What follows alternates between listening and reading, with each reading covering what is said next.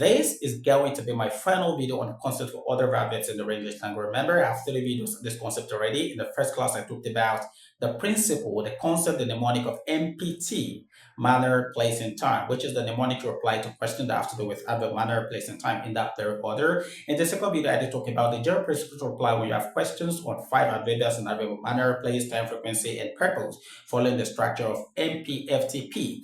In the last class, in the last video, I did talk about the principle to apply or the formula to apply when you have questions on the order of adverb of time, which follows the movement from specific timing to general timing. However, as I promised in the last video, this final class is going to be activity-based, and that we'll be looking at 3 questions to evaluate ourselves on the 3 principles we've looked at in those 3 classes. Remember, the concept of order of adverbs is often repeated in all of these examinations, whether it's your Neco, Jamb, or Waec. So let's get to the activities. Now we have 3 questions, like I said, to examine, to evaluate ourselves on the things, on the principles we've talked about in those 3 videos. Remember, when you have 3 adverbs being talked about in manner, place, and time, the principle to apply is MPT. When you have 5 adverbs being tested in a question, remember, the formula is always MPFTP. And when you have timing being talked about, just adverb of time, you start from specific all through to general.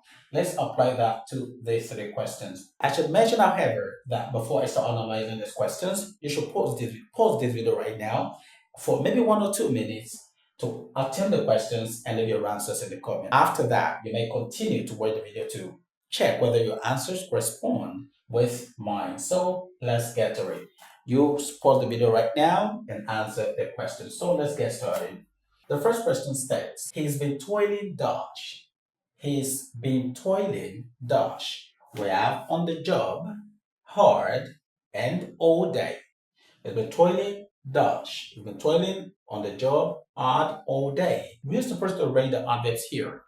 First of all, let's identify the adverbs that are listed in the question. On the job, he's been toiling on the job. On the job is talking about the place this person has been toiling at. On the job. On the job. It's talking about place. So this is the adverb of place. So where is this person working? Where is he toiling? Where is he working at? On the job. Okay, that is place. Hard. Toiling hard. This one is talking about manner. How is toiling? How is working? Is toiling hard. So this is talking about manner. All day is talking about how long it's been toiling. It's been toiling all day. All day is talking about time. So already you can see that we have MPT. We have TPM, MPT, TMP. When you have the structure in your question, remember the formula is MPT, MPT. So manner comes first, followed by place, and followed by time. So the right answer, the right ordering here should be, he's been toiling hard on the job all day. MPT, that's the right answer to that. Let's come to question 2. Question 2 says, the match will be played dash. The match will be played dash. The match will be played dash. And we have at 4 o'clock next week on Saturday. At 4 o'clock next week on Saturday. Now this is talking about the other adverb of time, just adverb of time, because 4 o'clock is talking about time, hour. It's talking about the hours, which is time. Next week is talking about week, which is also time. And we have on Saturday is talking about the day, which is time. The time, the game, the match will be played. Now remember, when you have to order adverb of time, you have to move from the specific time to the more general time.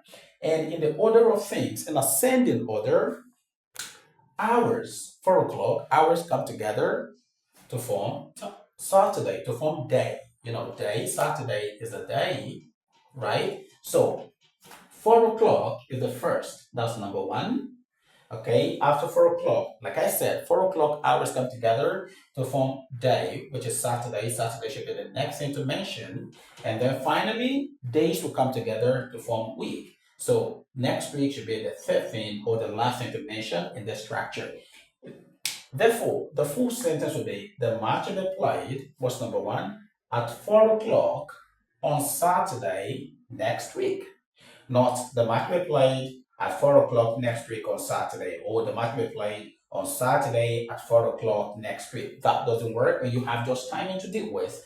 Remember, you have to move from the most specific to the general, from number 1 to 2, from 2 to 3, because hours, 4 o'clock come together to form day, and day comes together, and days come together to form week. So that is that about question 2. And finally, question 3, Michael speaks Dutch. Michael speaks Dutch in the class clearly before his mom arrives every day to impress Jane.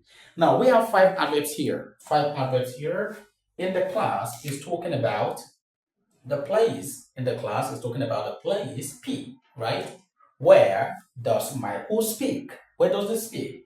He speaks in the class. The class is the place. Then we have P already. Clearly, how does he speak? He speaks clearly. This is talking about the manner in which he speaks, the attitude with which he speaks. So, clearly, it's talking about the manner before his mom arrives. Before his mom arrives. Before, it's talking about time, prior. So, this is talking about the adverb of time. Time. Every day is talking about frequency, how often he speaks. How often he speaks clearly, or how often he speaks. Every day is talking about frequency.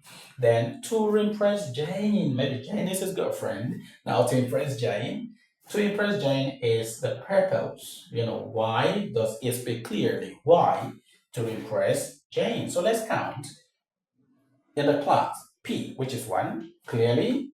M, before, time. F, everyday, frequency, impress, Jane. That is purpose. So we have 5. Remember, when you have all of these adverbs appearing in a sentence structure or in a question, the formula to use should be M, P, F, T, P. M, P, F, T, P is the structure, is the formula we're going to apply here. Where M is the manner, P is a place, F is a frequency, time, T for time, and P here, the last P here, is the purpose, the reason for which something is done. So the full sentence will be, Michael speaks, where is the manner? Speaks clearly, okay? Where does he speak? In the class. Michael speaks clearly in the class, okay? The next is frequency. How often does he speak? Every day. Michael speaks clearly in the class every day before his mom arrives to impress Jane. However, I should mention something really important. Adverbs are usually very mobile in nature. They're mobile in that an adverb can occupy the front position, the initial position, it can appear in the middle, it can appear at the end. That's in speech. But when it comes to writing, so that we have a uniformity of answer, a uniform structure, then we have this formula. So it's not the case that this structure is rigid in speech, but for the sake of examination, where everything is written, your answer has to follow the structure of MPFTP. So Michael speaks clearly in the class every day before his mom arrives to impress his girlfriend Jane. So that is that about this class, and I hope that your answers correspond with mine. If you have any question regarding this concept still, let me know in the comment. I'll be delighted to attend to all of your queries. Thanks for following this series. See you in the next one. Bye for now. Remember, keep learning right, keep speaking right.